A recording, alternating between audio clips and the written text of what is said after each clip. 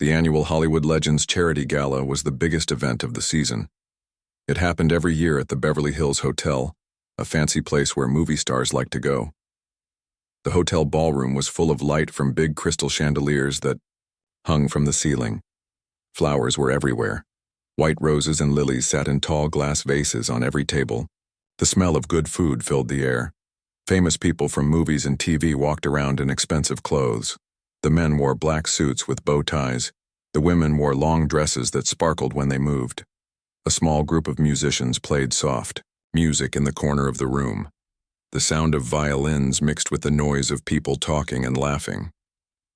It was 7:30 in the evening when Clint Eastwood arrived.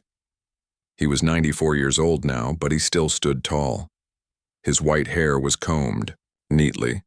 He wore a black suit that fit him well.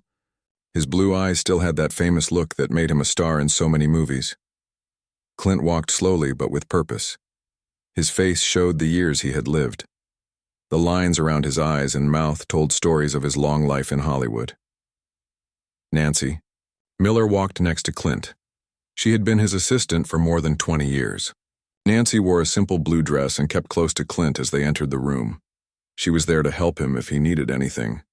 Nancy was loyal to Clint and protected him when she could.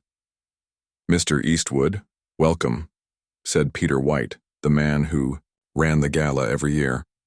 Peter shook Clint's hand with both of his own. "We are so happy you could join us tonight." Clint gave a small smile and nodded. "Wouldn't miss it, Peter. It's for a good cause." The charity gala raised money for children's hospitals. Clint had come to this event for many years. He believed in helping sick children.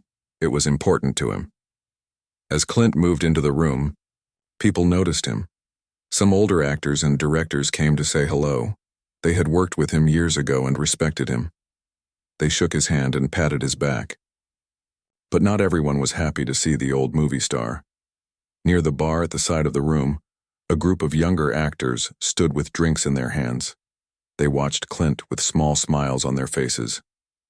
These were new stars who had only been famous for a few years. The leader of the group was Alan Porter. Alan was 35 years old with dark hair and a handsome face. He had been in 3 big action movies last year. People said he was going to be the next big movie star. "Look who decided to show up," Alan said to his friends. He spoke loud enough for people nearby to hear. "I didn't think he still went to these things." The friends around Alan laughed. One of them, a man named Carl West, added, "Maybe he got lost on his way to bed." More laughter came from the group. A woman named Donna Lee put her hand on Alan's arm. "Be nice," she said, but she was smiling too. Alan took a sip of his drink. "I'm just saying Hollywood has moved on. It's our time now." On the other side of the room, Clint was led to his table by a young woman who worked at the event. She had a list of where everyone would sit. The table was near the stage, which was good. Clint didn't hear well sometimes, so sitting close to the speakers helped him. The table had a small card with his name on it. As Clint sat down, he looked around at the other names on the table. He would be sitting with some old friends and some people he didn't know. Nancy sat next to him, fixing the napkin on his lap and making sure he had water to drink. "Can I get you anything, Mr. Eastwood?" Nancy asked. "I'm fine, thank you, Nancy," Clint said. His voice was still deep and strong even at his age. John Davis, an actor in his 60s, came to the table with his wife Susan. John had been in some movies with Clint years ago. They weren't close friends, but they knew each other well. "Clint Eastwood," John said, sitting down across from him. "Good to see you're still kicking." Susan gave her husband a small push with her elbow. "John, be polite." Clint just nodded at them. He was used to comments about his age. When you were 94 years old in Hollywood, people always talked about how old you were. It didn't bother him much most of the time. From the bar, Alan Porter watched Clint talking with the people at his table. Alan leaned close to his friend Carl. "He probably doesn't even know what streaming is," Alan said with a laugh. "Someone should tell him the industry moved on from westerns about 50 years ago." Carl laughed and added, "Yeah, and he probably thinks TikTok is the sound a clock makes." Their jokes got louder as they had more to drink. More people came to stand with them, and soon there were about 10 young actors all talking and looking over at Clint's table from time to time. Linda Evans, a reporter for a big entertainment magazine, was taking pictures around the room. She came close to Alan's group and heard what they were saying. Linda had interviewed Clint many times over the years. She liked him and thought he was a good man. She didn't like hearing the younger actors make fun of him. "You know," Linda said to Alan, "Clint Eastwood has won 4 Academy Awards. How many do you have?" Alan's face got a little red. "It's different now. The old ways of making movies are over." Linda shook her head and walked away. She went over to Clint's table and bent down to say hello to him.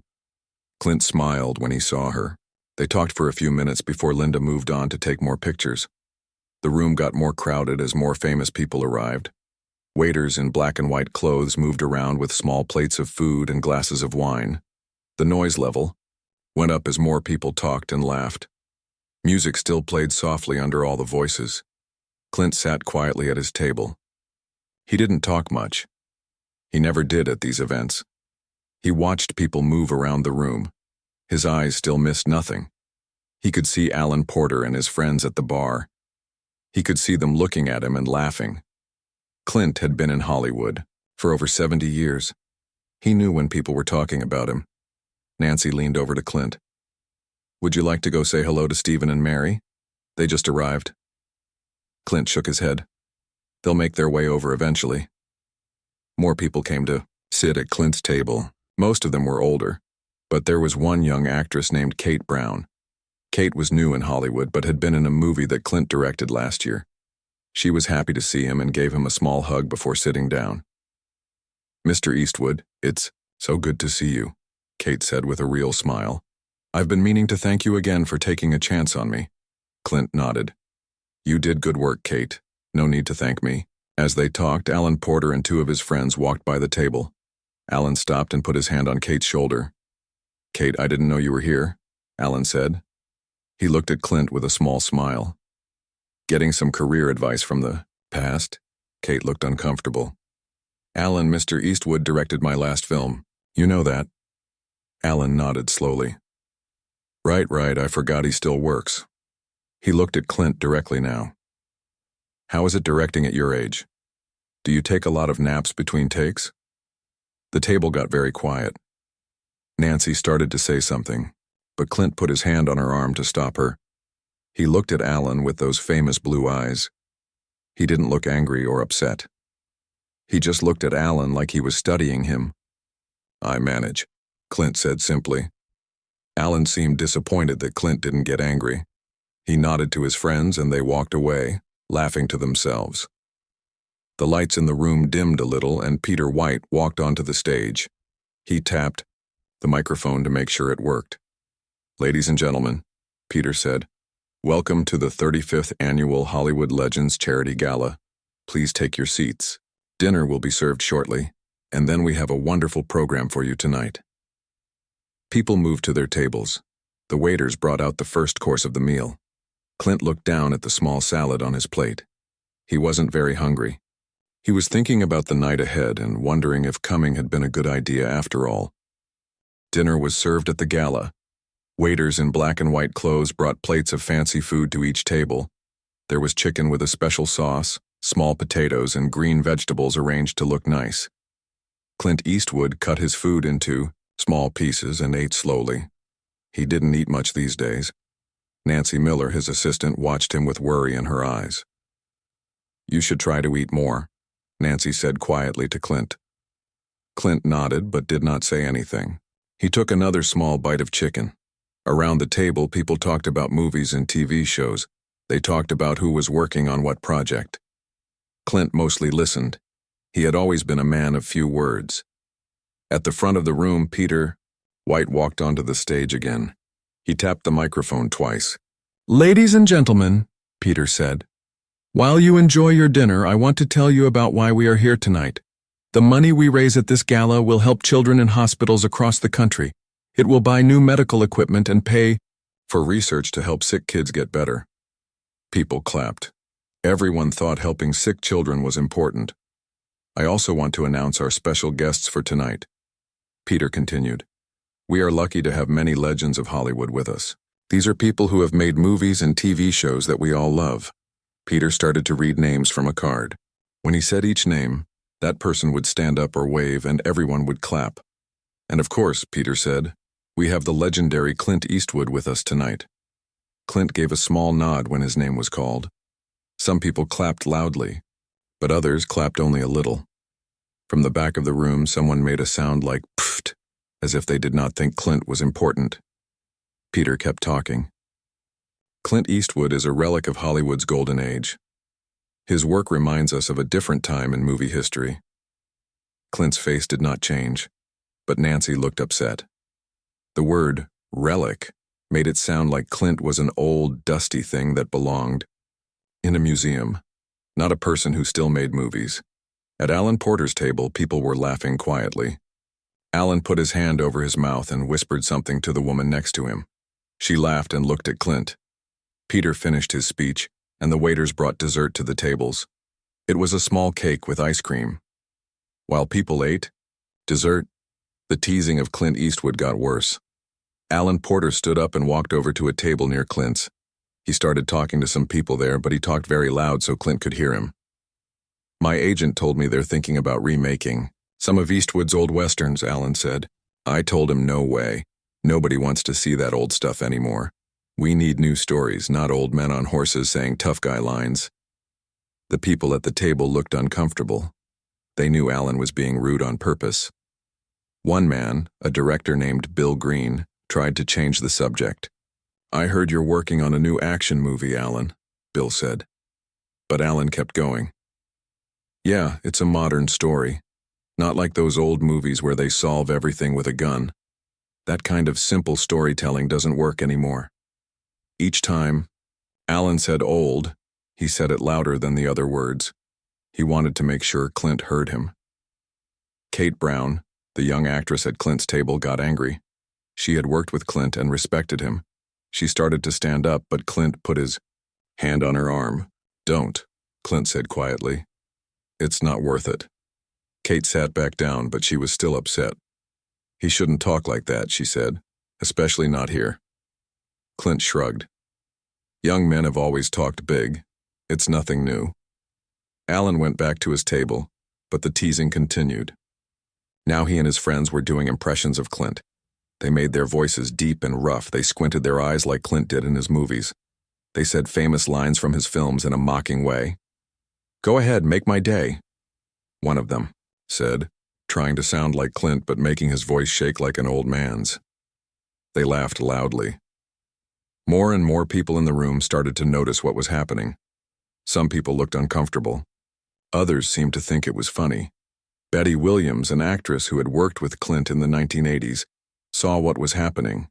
Betty was in her 70s now, with silver hair and a kind face. She got up from her table and came to sit in an empty seat next to Clint. Don't let them get to you, Clint, she said softly. They're just insecure. Clint nodded but didn't say anything. His face showed no emotion. He had learned long ago how to hide his feelings. But inside he was bothered by the teasing. It wasn't the jokes about his age that upset him. It was the disrespect for his work. Clint had spent over 70 years making movies. He had won awards as an actor and as a director. He had told stories that millions of people loved. And now these young actors were acting like none of that mattered. Peter White came back on stage.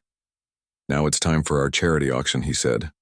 We have some amazing items for you to bid on tonight. All the money goes to help children in hospitals. A woman in a red dress came onto the stage. She stood next to a table with items on it. Each item would be held up, and people would bid. Money on it. Our first item is a signed poster from the new Star Wars movie, the woman said. Let's start the bidding at $1,000. People raised small signs with numbers on them to bid. The poster sold for $3,000. The next item was a chance to visit the set of a popular TV show. It sold for $5,000. Then the woman picked up something that looked like an old brown blanket with holes in it. This is a very special item, she said. This is one of the original ponchos worn by Clint Eastwood in the movie, The Good, the Bad, and the Ugly. This is a real piece of film history. We'll start the bidding at $5,000. There was silence in the room. Nobody raised their bidding signs. Clint sat very still, looking straight ahead. The silence went on for too long. It was uncomfortable. Then Alan Porter raised his hand. "I'll give $50 for the old rag," he called out. His friends laughed loudly. Some other people in the room gave small laughs too, but most people looked shocked. What Alan said was very disrespectful. The woman in the red dress looked upset. "This is an important piece of movie history," she said. Alan shrugged. "Maybe back then. But who cares about old westerns now?" The woman looked at Peter White, not sure what to do. Peter looked at Clint with an apology in his eyes. "Perhaps we should move on to the next item," Peter said quietly to the woman. She nodded and put the poncho back on the table. "Our next item is a walk-on role in the new Marvel movie," she said quickly. Clint's face still showed nothing, but his jaw was tight. Nancy put her hand on his arm. She could feel how tense he was. "We can leave if you want," Nancy whispered. Clint shook his head slightly. "No," he said. His voice was quiet but firm. Betty Williams was still sitting next to Clint. She leaned toward him. "I remember when we made Bronco Billy," she said. "You were the kindest director I ever worked with. These young fools don't know what they're talking about." Clint gave her a small smile. "Thank you, Betty." The auction continued. More items were sold. Clint sat through it all, his back straight, his face calm. But inside he felt tired. Not just tired from the long evening, but tired of having to prove himself over and over. He had thought his work would speak for itself. But tonight it seemed like his lifetime of work meant nothing to these young actors. When there was a break in the program, Clint stood up. "I'm going to find the restroom," he said to Nancy.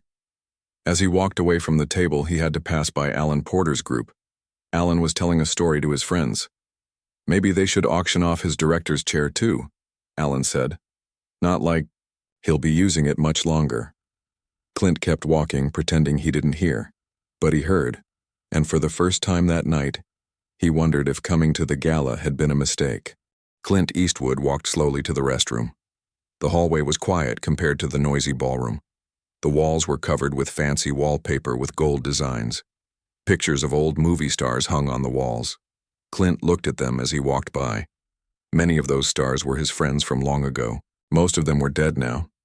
In the restroom, Clint stood at the sink and looked at himself in the mirror. His face was lined with wrinkles, but his blue eyes were still sharp and clear.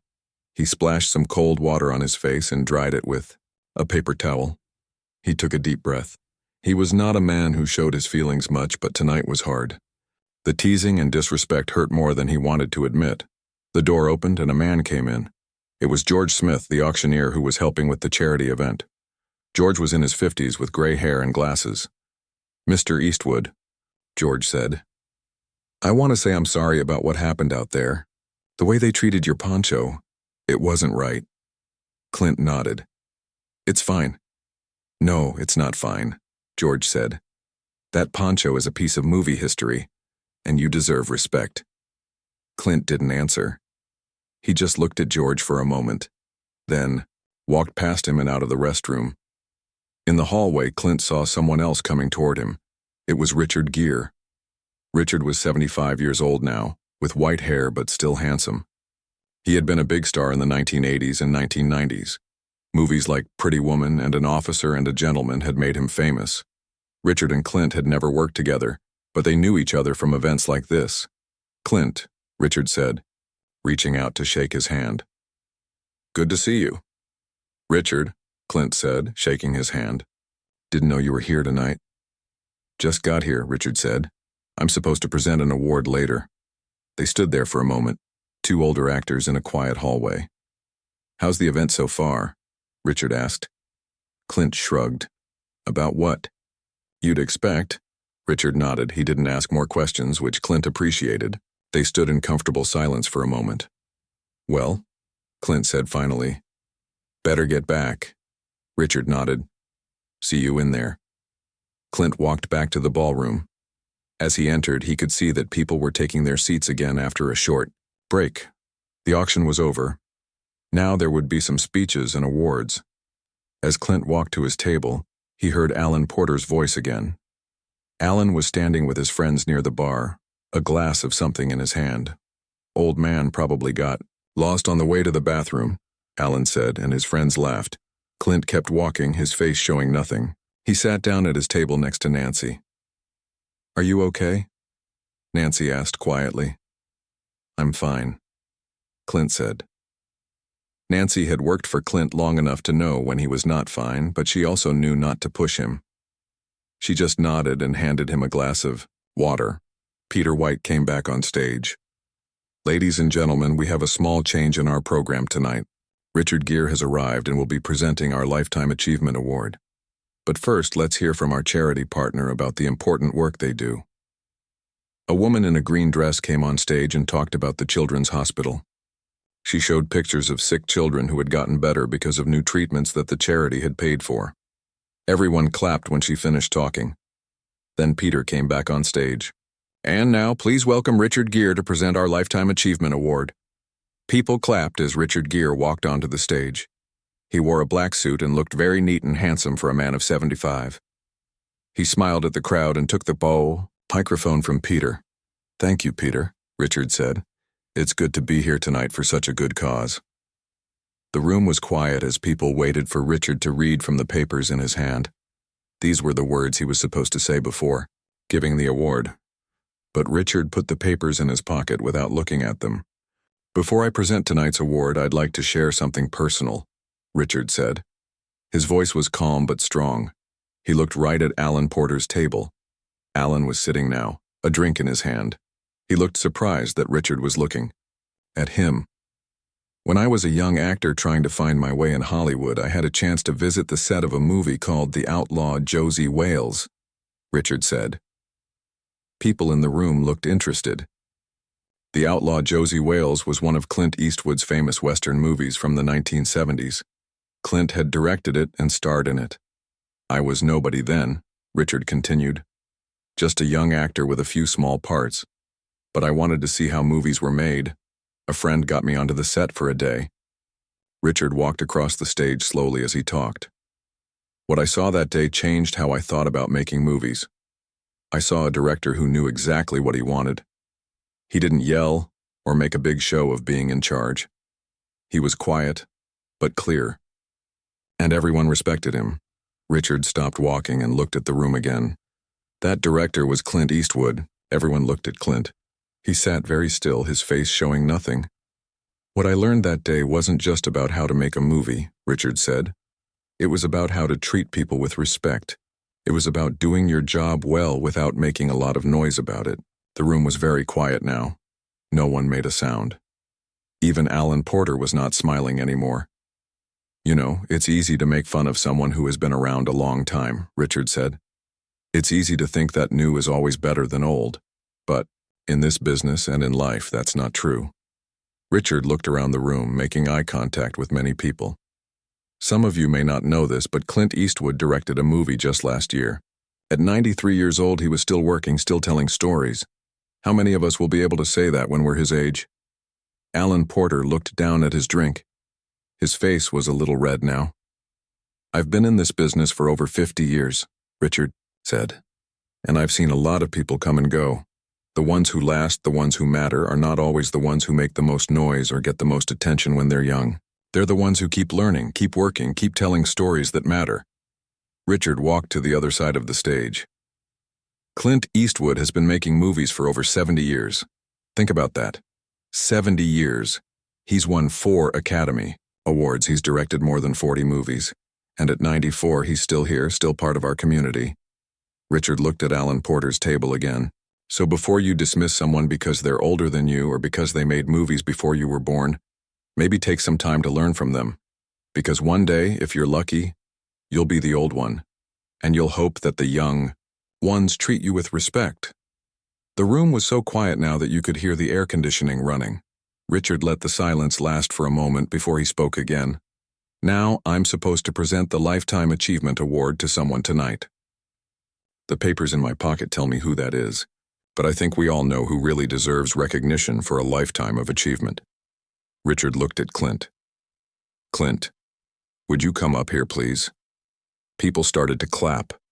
It began slowly, then got louder. Soon everyone was clapping. Even Alan Porter and his friends. Everyone except Clint, who sat very still, looking surprised. Nancy touched his arm. "Go on," she said quietly. Clint stood up slowly. He was not a man who liked a lot of attention, but he knew he had to go to the stage. He walked slowly, his back straight, his step steady. As he passed Alan Porter's table, Alan looked up at him with a face that showed he was sorry. When Clint reached the stage, Richard Gere shook his hand and then gave him a hug. The clapping got even louder. Some people stood up, then more people stood. Soon everyone in the room was standing and clapping. Clint stood on the stage next to Richard, looking out at all the people. For a moment, his face showed surprise. Then, he gave a small smile and nodded his thanks.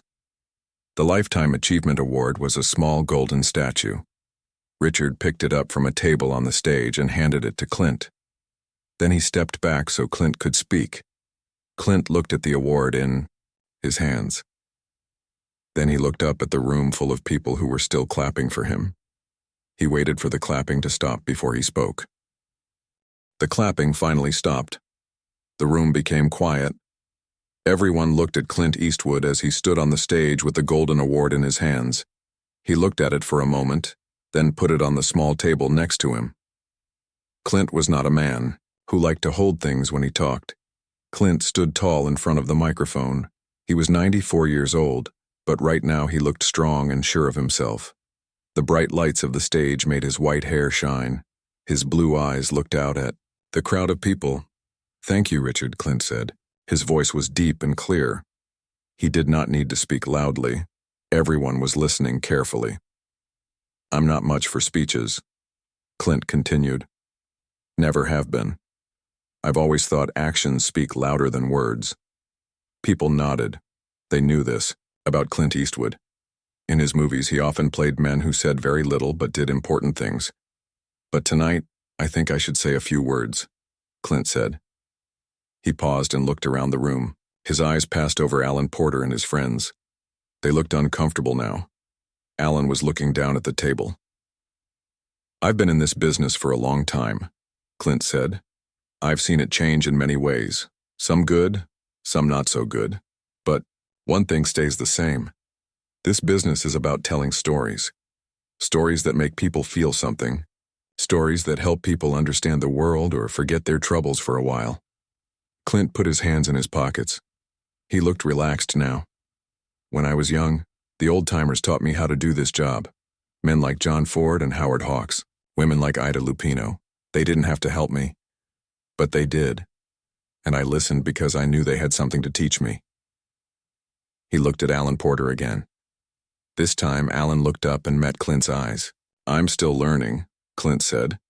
"Every movie I make, I learn something new. That's why I keep making them. Not because I need more money or more awards, but because I still have stories I want to tell." The room was very quiet. Everyone was paying close attention to what Clint was saying. "Some of you might think I'm too old to have anything important to say," Clint continued. "Maybe you're right, but I don't think age is what matters. What matters is whether you have something to say that's worth hearing." Richard Gere was standing to the side of the stage. He was smiling and nodding as Clint spoke. As Richard said, "I directed a movie last year," Clint said. "It was about a man at the end of his life looking back and trying to fix his mistakes. Some of you saw it, some didn't.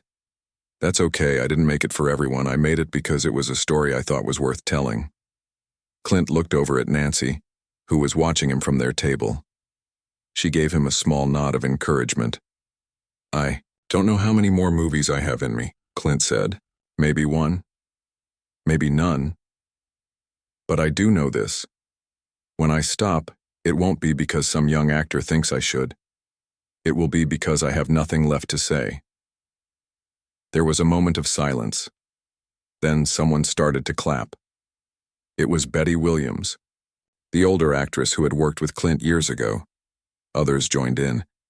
Soon the whole room was clapping again. Clint waited for the noise to die down.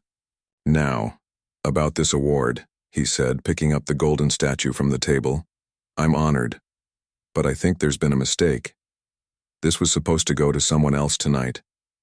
Peter White, who ran the gala, looked confused. He whispered something to Richard Gere, who shook his head and smiled. "The papers in Richard's pocket probably say this award is for someone else," Clint said, "so I'll accept this as a loan, not a gift. Whoever was supposed to get it, I'll make sure you get it before the night is over." There was some soft laughter in the room. People appreciated Clint's honesty. "One last thing," Clint said. "The real reason we're all here tonight is to help sick children. So while I have everyone's attention, I'd like to make a donation. $1 million to the Children's Hospital Fund." There were gasps in the room. $1 million was a lot of money, even for Hollywood. "Thank you all for listening to an old man talk," Clint said. "Now let's get back to the party." He picked up the award and walked off the stage. Richard Gere shook his hand again as he passed. The room exploded with applause once more. Many people stood up. Some had tears in their eyes.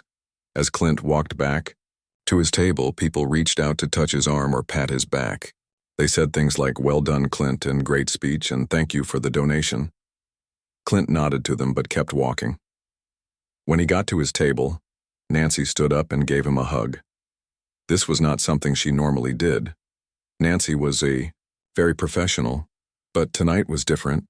"That was perfect," she said quietly. Clint sat down and took a sip of water. He felt tired now, but it was a good kind of tired. He had said what he needed to say. Across the room, Alan Porter was sitting very still. His friends were quiet too. The smiles and jokes were gone. They looked like they were thinking hard about something. Peter White went back on stage. "Wow," he said. "Thank you, Clint Eastwood, for those powerful words and for your incredibly generous donation. The Children's Hospital will be so grateful." Peter looked at his papers. "Now let's continue with our program. We have another award to present." The gala went on. More people spoke. Another award was given. But the feeling in the room had changed. There was a new feeling of respect in the air. After about 30 minutes, Clint leaned over to Nancy. "I think I'm ready to go home," he said quietly. Nancy nodded. "I'll get the car brought around." She sent a text message to their driver, who was waiting outside. Then she helped Clint put on his suit jacket. They stood up to leave. As they were walking toward the exit, Alan Porter suddenly appeared in front of them. He looked nervous. His face was a little red. "Mr. Eastwood," Alan said, "could I talk to you for a minute?" Nancy stepped forward, ready to tell Alan to go away. But Clint put his hand on her arm to stop her. "What is it?" Clint asked.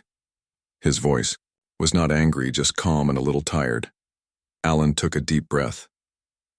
"I want to apologize," he said. "The things I said tonight, they were disrespectful and wrong. I have no excuse." Clint looked at Alan for a long moment. The younger man seemed truly sorry. His usual confident smile was gone. "You know," Clint said finally, "when I was about your age, I met John Wayne for the first time. I was pretty full of myself back then, too."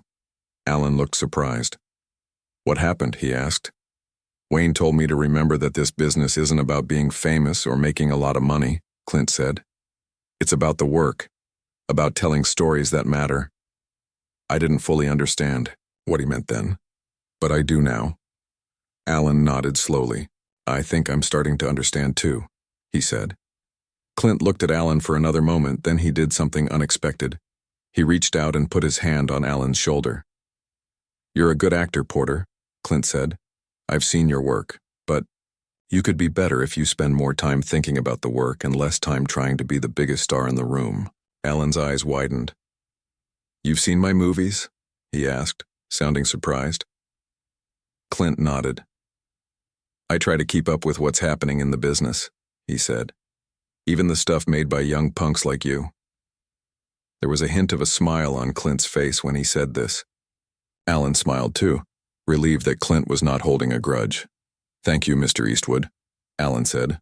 "I won't forget what you said." "See that you don't," Clint said. Then he and Nancy continued walking toward the exit. As they were about to leave, the ballroom Richard Gere appeared. He had the papers from his pocket in his hand. "Clint," Richard said. "You were right. This award was supposed to go to someone else. To me, actually." Clint raised his eyebrows. "To you?" Richard nodded. "Yes, but I think they got it right the second time around. You deserve it more than I do." Clint shook his head. "No, you take it. It's yours."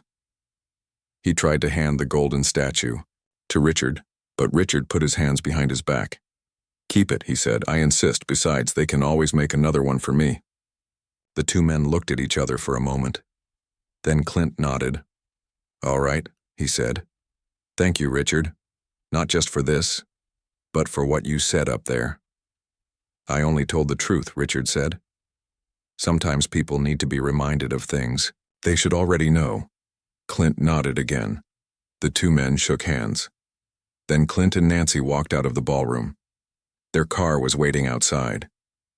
As they rode home in the back of the black car, Clint looked out the window at the lights of Los Angeles passing by.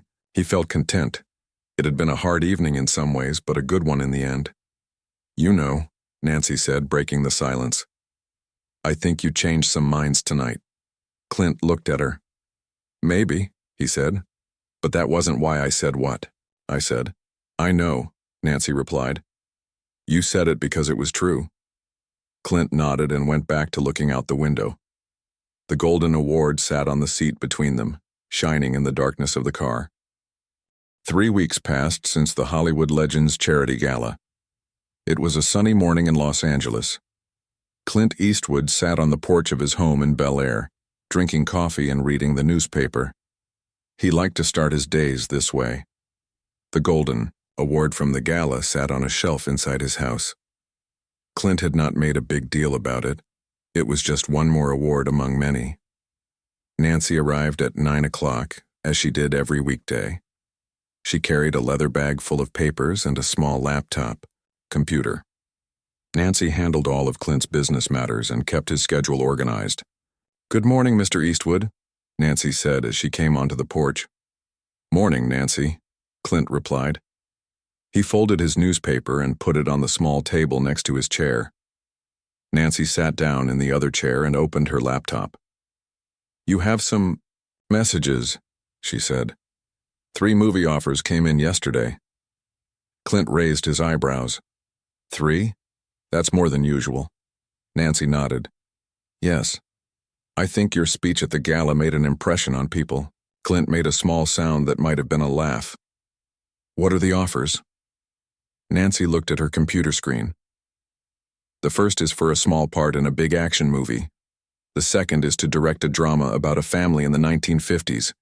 And the third is the most interesting. It's from Alan Porter." Clint looked surprised. "Porter? What does he want?" "He's producing a movie about an older cowboy teaching a younger man how to run a ranch," Nancy said. "He wants you to direct it and play the older cowboy. He would play the younger man." Clint was quiet for a moment, thinking. "Send me the script," he said finally. "I'll read it." Nancy made a note on her computer. "There's something else," she said. "Richard Gere called. He wants to have lunch with you next week." Clint nodded. "Set it up." Nancy spent the next hour going through emails and phone messages with Clint. When they were finished, she went inside to make some calls. Clint stayed on the porch, enjoying the warm morning sun. His mind went back to the gala and the things that had happened there. He thought about the teasing from Alan Porter and his friends. He thought about Richard Gere's speech and the standing ovation he had received.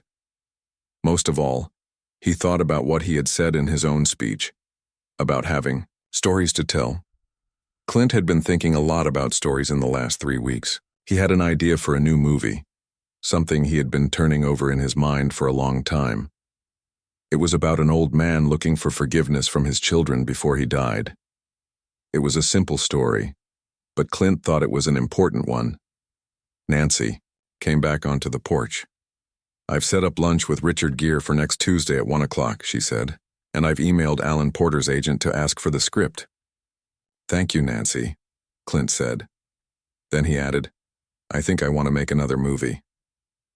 Nancy looked at him. One of the three offers? Clint shook his head. No, something else. Something I've been thinking about for a while. Nancy sat down again. Tell me about it, she said. As Clint described his idea, Nancy took notes on her computer. She asked good questions that helped Clint think more clearly about the story. By the time they were finished talking, the basic outline of the movie was taking shape. I'll start making some calls, Nancy said. See if we can get studio interest. Clint nodded. Don't rush, he said. We'll do this right. The next Tuesday, Clint met Richard Gere for lunch at a small Italian restaurant in Beverly Hills. It was a quiet place where famous people could eat without being bothered too much. Clint arrived first and took a table in the back. Richard arrived. A few minutes later. Clint, Richard said, shaking his hand. Good to see you. Richard, Clint replied. Thanks for the lunch invitation. They sat down and ordered drinks. Clint had water. Richard had iced tea. They talked about normal things for a while. The weather, some new movies that were coming out, mutual friends in the business. Then their food arrived. Clint had spaghetti.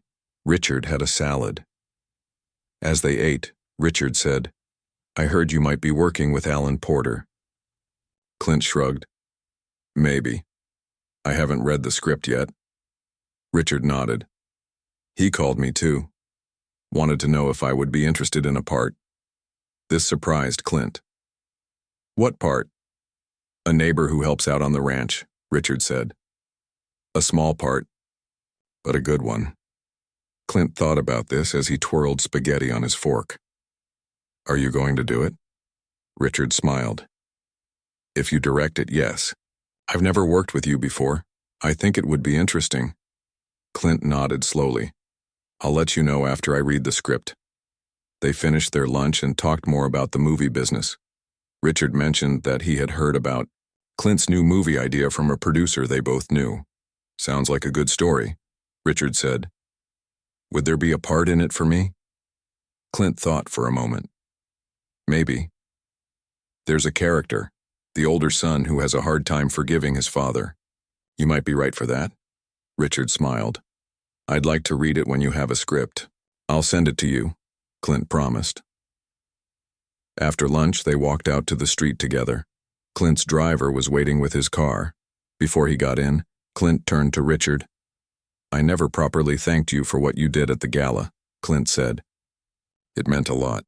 Richard shook his head. No thanks needed. What Alan and those others were doing wasn't right. Someone needed to say something. Still, Clint said, you didn't have to do it. You took a risk. Porter has a lot of friends in the business. Richard smiled. Some things are more important than being popular. Respect is one of them. The two men shook hands again and Clint got into his car. As the driver pulled away from the curb, Clint thought about what Richard had said about respect.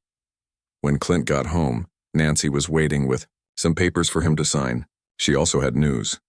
Alan Porter's script arrived, she said, handing Clint a thick envelope. I'll read it tonight, Clint said. Also call our lawyer. I want to set up a scholarship. Nancy looked surprised. A scholarship? For what? For film. Students, Clint said. Young people who want to learn about directing. I want to call it the Hollywood Legends Scholarship. It will pay for film school and provide mentoring from experienced directors. Nancy wrote this down. That's a wonderful idea, she said. How much money do you want to put into it? $5 million to start, Clint said. And I want to ask other directors to join in. Richard Gere might help too, even though he's more of an actor than a director. Nancy made more notes. I'll start working on it tomorrow, she said. That night, Clint sat in his living room and read Alan Porter's script. It was better than he expected. The story was about an older cowboy named Frank who had spent his life working on ranches owned by other people. Now, near the end of his life, he was teaching a young city man named Jack how to run a ranch he had inherited from his uncle. At first, Jack did not respect Frank's old-fashioned ways, but slowly he came to understand the older man's wisdom. Clint could see why Alan Porter wanted him for the role of Frank. It fit with his image from old Western movies. But there was more to the story than that. It was about passing knowledge, from one generation to the next. It was about respect between men of different ages. It was, Clint realized, about some of the same things he had talked about in his speech at the gala. When he finished reading, Clint put the script down and looked out the window at the lights of Los Angeles in the distance. He thought about his long career and the changes he had seen. He thought about the young actors who had teased him at the gala, and how Alan Porter was now trying to make things right. He thought about the new movie he wanted to make and the scholarship he was going to set up. At 94 years old, Clint Eastwood was still telling stories. He was still teaching younger people about the craft he loved. And he was still learning, too. He picked up his phone and sent a text message to Nancy. "Tell Porter I'll do his movie," the message said, "and ask Richard if he's still interested in that neighbor part." Then Clint put down his phone and smiled to himself. Life was good. There were still stories to tell and things to do. The teasing at the gala had been unpleasant, but something good had come from it. That was often the way of things in life, Clint had found. Even bad experiences could lead to good outcomes if you faced them with dignity. Clint Eastwood got up from his chair and walked to his bedroom. Tomorrow would be a busy day. There were plans to make, people to call, work to do. And Clint was looking forward to all of it.